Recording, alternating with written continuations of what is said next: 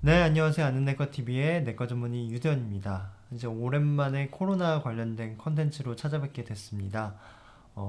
현재 이제 오미크론 변이 확산이 본격적으로 우리나라에서도 가속화되고 있고, 오늘 코로나 확진자 수가 역대 최고치 8,900명이 확진이 됐다고 보고가 되고 있습니다. 이런 상황에서 결국 우리 정부에서 어떤 식으로 이 코로나를 바라보고 있는지 살펴보고, 현재 미국, 해외에서는 코로나 상황에 대해서 어떻게 대처하고 있는지에 대해 살펴보고, 저의 어떤 유튜브 컨텐츠는 사실 제가 뭐, 감히 어떤 뭐, 내과 전문의로서 사실 여러분께 좀 쉽게 전달드리고자 하는 그런 목적하에 만들어 이런 영상을 찍는 거지 어떤 정답을 알려드리고자 제가 찍는 건 아니거든요. 제가 그럴 만한 역량도 안 되고 그렇기 때문에 오늘 이 강의에서도 이러한 생각들이 오고 가고 이래서 백신의 효과가 이렇다고 주장을 하는구나 이런 면을 한번 살펴보도록 할게요. 그래서 오늘은 백신의 중증 예방 효과에 대해서 먼저 살펴보는데 그에 앞서서 현재 오미크론 변이에 대한 데이터가 어저께 이제 질병관리청에서 따끈따끈한 그런 업데이트가 돼서 이 자료를 참고해서 말씀드려보도록 하겠습니다. 이제 1월 3주차에 오미크론 검출률이 이제 50.3%까지 이제 늘어나서 우세조가 됐다고 이제 우리나라에서 밝히고 있고요. 오미크론 변이를 딱 보니까 이 변이주 같은 경우에서는 여기 보면 전파력은 높으나 중증도는 낮다. 하지만 그 중증도가 인플루엔자보다는 전파력이 높고 뭐 그런 상황이다라고 해서 완전히 안심할 수는 없다라는 그런 뉘앙스를 일단 여기에 적어 놓았고요.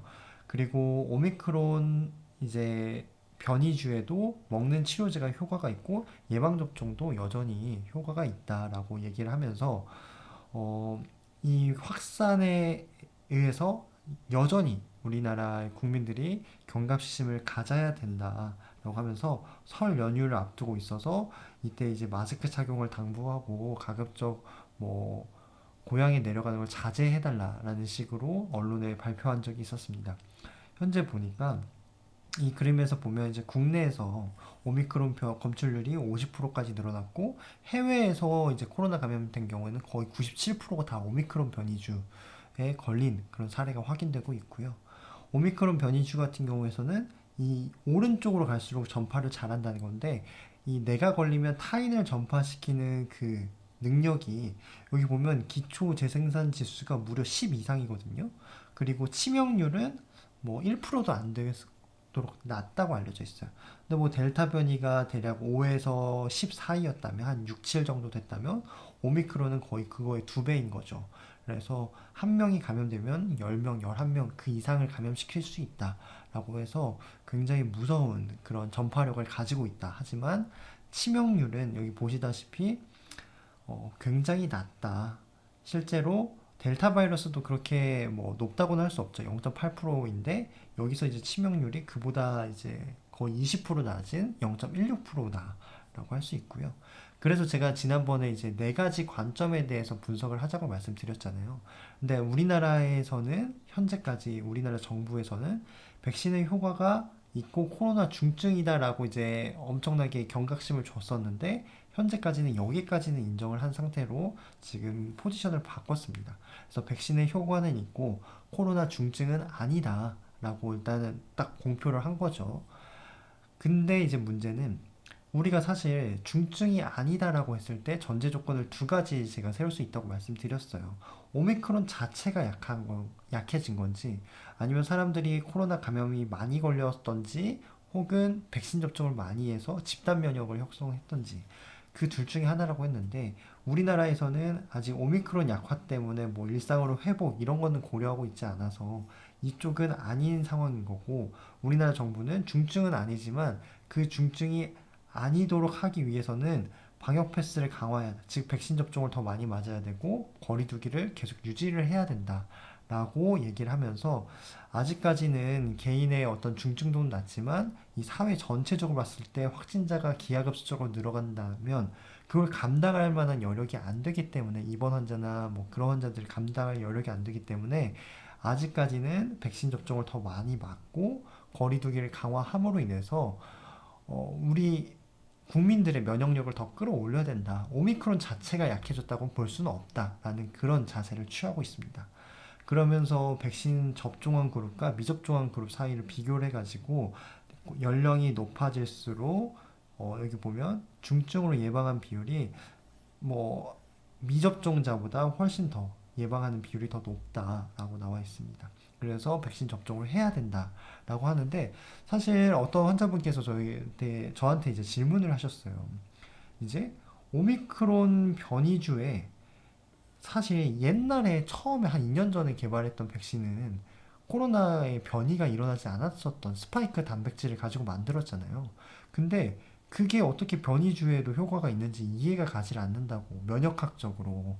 그래서 그런 부분을 여쭤보시더라고요. 그래서 저는 당시에 이제 이런 거에 대한 고민이 뭐 저도 가끔 있긴 했지만 해답을 딱히 찾아볼 수가 없어서, 자료가 없어서 뭐 이스라엘이나 면역 저하자 환자분들께서 3차 접종까지 했더니 중증으로 진행하는 비율이 막아졌다고 하더라. 그래서 맞으셔야 된다라는 식으로 얘기를 드렸었어요. 근데 사실 그거는 뭐 어떤 구체적인 이 핵심을 뚫고 있는 이 질문에 대답이 될 수 없었겠죠. 그러던 찰나에 1월 22일, 1일 날 이제 백악관에서 이제 발표를 했었는데 여기 보면 자료를 보시면 어, 일단 하나씩 살펴볼게요. 이제 답변이 될 수 있는 어떤 자료가 됐다고 해서 제가 되게 희소식이라 해가지고 설레는 마음에 이 강의를 준비를 했거든요. 그래서 하나씩 살펴보면 미국은 지금 확진자가 거의 100만 명 가까이 나오고 있거든요, 하루에. 엄청나게 많은 숫자죠. 그리고 입원하는 비율도 2만 명 하루에 가까이 나오고 있는 상황이에요. 그게 반면에 사망률은 감소하고 있는 상황이거든요. 물론 이제 증가도 하고 왔다 갔다 하지만 최근에는 감소하고 있다는 거고, 오미크론 변이주에 의해서 확산하는 비율은 늘어나지만 사망하는 비율은 감소한다는 게 우리나라의 상황이랑 일맥상통한다는 거죠. 그러면 이 미국의 어떤 백신의 효과 때문에 그러지 않을까라고 이제 추정을 해볼 수 있는데, 사실 여기 보니까 백신 접종을 이제 3회 부스터까지 했을 때서야 비로소 오미크론에 대한 예방이 82%까지 올라왔다라는 보고가 있어서, 오미크론 변이를 막으려면 적어도 3차례 맞아야 되고, 3차례 맞게 된다면 그러면 이 코로나 감염으로 인해서 뭐 응급실을 가는 비율을 예방할 수 있고 입원하는 비율 정도는 예방할 수 있겠구나라는 것을 확인해 볼 수 있다는 거죠. 하지만 여기 보면 코로나 감염자 수거든요. 백신을 맞지 않은 그룹은 기하급수적으로 증가해요.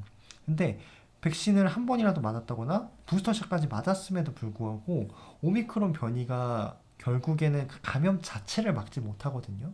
그래서 이게 왜 그런가 봤더니 우리나라에서도 똑같아요. 우리나라에서도 아직까지는 그 기하급수적으로 늘어나는 추세는 아니지만 뭐 비율이 많지는 않아요. 그럼에도 불구하고 2차 접종까지 했는데도 0.5%가 이제 확진이 됐고 3차 접종까지 했을 경우에는 그거에서 10분의 1, 1인 0.06%가 감염이 됐다는 거죠. 물론 이제 오미크론 변이가 더 우리나라의 뭐 90% 이상 변이주를 차지한다면 그렇게 되면 당연히 우리나라도 미국처럼 점점 백신을 맞았는데도 불구하고 감염이 되는 돌파 감염 사례가 증가할 거라고 전 예상이 되거든요. 그래서 결론은 지금까지 이런 자료들에 대한 결론은 이거예요. 백신은 오미크론 코로나 감염 자체를 막지는 못하지만 중증으로 진행하는 비율은 막는다라고 결론하는데 내릴 수 있는데 그렇다면 이게 왜 그러는지 설명이 안 되잖아요. 그래서 미국 백악관에서 이제 그런 것들을 하나씩 설명을 했는데 제가 이전에 코로나 백신의 원리에 대해서 말씀드리면서 이 그림을 참고를 했었어요. 우리 몸에 바이러스가 이렇게 들어오잖아요. 그러면 그 바이러스를 수지상세포가 이렇게 먹는다고 말씀드렸죠. 그래서 나 햄버거 이렇게 먹었다라고 내 표면에 보여준다고 했잖아요. 이렇게 보여줌으로 인해서 그걸 헬퍼 T셀, 도움자 T세포가 인식을 해서 각각 B세포와 T세포를 활성화시킨다고 말씀드렸어요. 그래서 이 B세포는 항체를 분비해서 이 바이러스를 물리치고 T세포는 직접 감염된 세포에 찾아가서 바이러스와 세포 자체를 모두 죽여버리는 그런 면역 반응을 일으킨다라고 말씀드렸어요. 근데 여기서 또 중요한 게 제가 이전에 중화항체 설명드리면서 RBD라는 리셉터 바인딩 도메인이라는 게 중요하다라고 말씀드렸고 중화항체는 결국 RBD를 인식해야 된다라고 말씀드렸어요. 근데 제가 백신을 설명드리는 데 있어서는 이 에피톱이 중요하거든요. 에피톱. 에피톱은 이 RBD의 일부분이에요. 매우 작은 일부분인데 이 에피톱을 가지고 이 항체나 우리가 그 B세포나 T세포의 수용체가 이 에피톱을 인지를 하게 되거든요. 그래서 이 에피톱이 중요하다라는 것만 알고 계시고, 그래서 B셀의 에피톱은 이게 항체 B세포에 붙어 있는 이게 B세포거든요. 이 B세포에 이렇게 항체가 붙어 있어요. 그래서 이 바이러스 혹은 백신 스파이크 단백질의 에피톱을 이렇게 인지를 하게 되는 거고, 이 T세포도 마찬가지로 T세포가 있는데 T세포의 수용체는 항체가 아니라 그냥 T세포 이렇게 항체가 있어요. 그러면 거기에 또 코로나 바이러스의 이 T세포를 인지하게끔 하는 에피톱이 있다는 거죠. 근데 이 에피톱이 B세포는 이게 좀 어려울 수 있어요. 그러면 좀 들어보세요. 듣다 보면 이해가 가실 수도 있어요. 그래서 이 스파이크 단백질이라고 했을 때 이 코로나 바이러스의 스파이크 단백질이에요. 근데 이 B세포가 이렇게 이제 B세포의 이 수용체예요. B세포가 이 코로나 바이러스를 인지를 하려면 이 에피톱을 잡아서 인지를 얘가 코로나 바이러스구나 하고 인지를 하게 되는 거예요. B세포가. 근데 이 B셀 에피톱은 이 코로나 스파이크 단백질 표면에 있어요. 표면에. 그러면 얘가 변이를 일으키게 되면 이 항체가 얘를 인지를 못한다는 거죠. 그에 반면에 T세포의 에피톱은 T세포가 이렇게 인지를 하는 데 있어서 이게 굉장히 밑에 숨어 있어요. 이게 가운데 안에 이렇게 숨어 있어요. 스파이크 단백질이.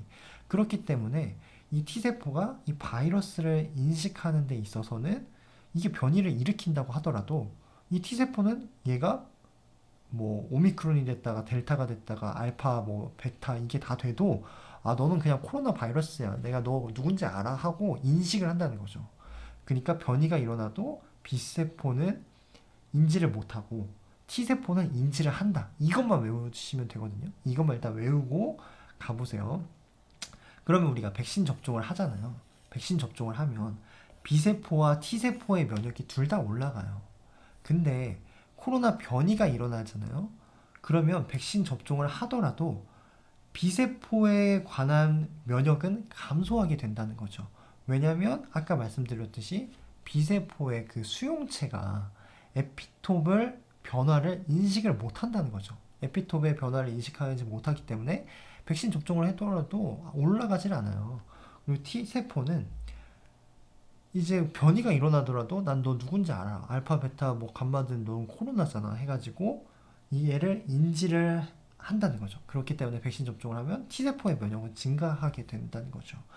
근데 이제 B세포와 T세포가 각각 어떤 특징을 가지고 있냐. B세포는 이 코로나 바이러스가 들어왔을 때 매우 빠르게 반응하는 그냥 우리 문지기 역할이에요. B세포 면역은. 그래서 얘는 코로나 감염 자체를 막는 거죠. 근데 뭐 예를 들어서 아까 말씀드렸듯이 B세포의 면역이 떨어져요. 그러면 코로나가 딱 들어왔을 때 이 감염을 예방할 수 있을까요? 없을까요? 당연히 없겠죠. 그냥 속수무책으로 뚫리는 거예요. B세포가 문지기 역할을 못하니까. 근데 이제 쭉쭉쭉 들어와서 증식을 막 하고 있어요. 근데 T세포는 어떤 역할을 하냐? 이 코로나 바이러스가 더 진행해서 우리 몸으로 퍼지는 거를 이 중증으로 진행하는 걸 막는 역할을 한다는 거죠. 그래서 T세포가 이제 뒤늦게 이제 눈을 뜨기 시작해요. 그래서 이제 코로나 너가 들어왔구나 해가지고 이제 그때서야 작용을 한다는 거죠. 그렇기 때문에 우리가 백신을 맞더라도 감염 자체는 못 막지만 중증으로 진행하는 비율은 막을 수 있다는 거죠. 실제로 B세포는 T셀과 관여해서 T셀과 함께 작용하는 이 기전이 있고 T셀 없이 독자적으로 작용하는 기전이 있어요. 이 T셀 없이 작용하는 이 기전이 문지기 역할을 한다는 거죠. 근데 이게 에피톱이 변하기 시작하면 코로나 바이러스의 변이가 일어나게 된다면 이 B셀 면역력이 속수무책으로 떨어져요. 백신을 아무리 맞더라도. 왜냐면 이전에 우리가 맞았던 백신들은 스파이크 단백질이 변이가 일어나기 전에 백신이기 때문에 그 백신들은 당연히 현재 오미크론 변이에 의해서 일어난 바뀐 스파이크 단백질이 누구인지 모른다는 거죠. 그렇기 때문에 속수무책으로 뚫린다는 거죠. 감염 자체는. 그래서 코로나에 노출될 경우 B세포 면역은 초기 감염 여부를 결정하고 T세포 면역은 중증 진행 여부를 결정한다 라고 결론을 낼 수 있고, 이런 전제 하에 백신을 맞으면 오미크론 변이에도 초기 감염은 막지 못하지만 중증 진행 감염 중증으로 진행하는 그거 자체는 막을 수 있다라고 결론을 낼 수 있고, 실제로 보니까 이 델타, 오미크론 뭐 여러 가지 변이가 일어났을 때 CD4 T셀, CD8 T셀, 그러니까 T셀이 들어간 이 에피톱은 대부분 보존이 돼 있었어요.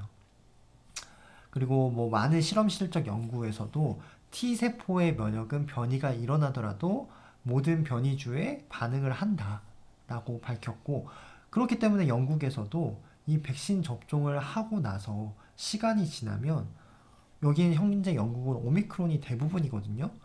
이렇게 보면 코로나가 뭐 감염이 돼가지고 뭐 증상이 있는 코로나 발생 자체는 막는 비율이 이렇게 현저하게 떨어져요. 백신을 맞고 10주 이상이 지나가면. 근데 10주 이상이 지나갔는데도 중증으로 진행하는 비율은 막을 수 있다는 거죠. 그렇기 때문에 아까 말씀드린 그 결론, 그러니까 즉 이 T세포의 면역은 살아있고 B세포의 면역은 떨어진다라는 그 전제 하에, 그걸 통해서 B세포는 코로나 방역, 그러니까 코로나 감염 자체를 막는 역할이고 T세포는 코로나가 중증으로 진행하는 비율을 막는 거니까 그것과 같은 일맥상통하는 현재 상황이 벌어지고 있다라는 거죠. 중증으로 진행하는 비율은 백신을 맞음으로 인해서 늦출 수 있다. 그래서 제 설명이 조금 복잡할 수 있겠지만, 만약에 잘 이해가 안 가신다면 저희 블로그 방문하셔서 제가 정리를 해뒀으니까 참고를 하시면 좋을 것 같고, 이거는 이제 내일부터 바뀌는 그 정책이거든요. 그래서 제가 가져왔어요. 그래서 1월 26일부터 이 광주, 전남, 평택, 안성에서는 이제 PCR 검사를 내가 받고 싶다고 해서 혹은 뭐 의심된다고 해서 모두 무조건 받을 수 있는 게 아니거든요. 그래서 현재는 신속 항원 검사가 원칙인데, PCR 검사를 받을 수 있는 환자들은 60세 이상 아니면 뭐 역학적인 밀접한 연관성이 뭐 코로나 뭐 밀접 접촉자거나 아니면 뭐 고위험 시설에 종사하거나 신속 항원 검사에서 양성이 나온 사람들에 한해서만 PCR을 할 수 있다는 거를 기억해 주시면 좋겠고, 항원 검사가 저 역시 굉장히 비효율적이고 정확도가 떨어진다는 걸 수차례 말씀드렸어요. 제 강의에서도 이전에 말씀드렸는데, 그럼에도 불구하고 지금 오늘같이 거의 확진자가 9,000명 나오는 이런 상황에서 앞으로 몇만 명까지 저는 나올 거라 생각하거든요. 이런 상황에서 그 많은 사람들을 다 PCR을 돌릴 수는 없어요. 현재 이스라엘, 뭐 미국 이런 나라도 어쩔 수 없이 차선책으로 선택할 수 하고 있다라는 거죠. 그렇지만 항원 검사에서 내가 음성이 나왔다라고 해서 100% 그걸 믿어서도 안 되고, 왜냐면 증폭 과정이 없다는 거죠. 코로나 바이러스가 조금이라도 나왔는데 그게 증폭이 안 돼요. 그러면 음성으로 나올 수 있다는 거죠. 그렇기 때문에 항원 검사에 따라서 음성이다 하고 100% 안심할 수 없다라는 그런 마음만 가져주시고, 지금 어쩔 수 없이 차선책으로 항원 검사를 선택하고 있다라는 그 점을 말씀드리고 싶었습니다. 그래서 현재까지는 중증 환자실 병상 가동률이 한 25%, 뭐 의료 대응 역량이 30% 정도 되는데, 지금 뭐 계속해서 이렇게 확진자가 늘어나고 있는 상황에서는 앞으로 다시 12월의 악몽이 재현될 수 있을 것 같다는 저는 생각이 듭니다. 그래서 뭐 저는 이 강의를 통해서 제가 백신 접종을 말씀드렸듯이 부작용도 있고, 거기에 대해서 여러 가지 개인의 어떤 소신이나 그런 가치관들이 있기 때문에 그 부분에 대해서 강요하거나 강요받아서는 안 된다고 생각해요. 근데 이런 상황이 있다. 그래서 내가 이런 배경 하에 백신 접종을 선택하는 데 있어서 조금이나마 저희 강의가 도움을 드리고자 하는 그런 의미에서 지금 드리는 거니까요. 그런 맥락에서만 제 강의를 들어주셨으면 좋겠습니다. 뭐 제가 뭐라고 여러분께 백신 접종을 하세요, 마세요 라고 말씀드리겠어요. 저도 부족한 한 국민 중에 한 사람이고, 저는 이제 단지 의사로서 좀 의학적인 관점에서 좀 쉽게 설명을 드리는데 여러분들보다 조금 앞서 나갈 뿐입니다. 지금까지 제 강의를 경청해 주셔서 감사합니다.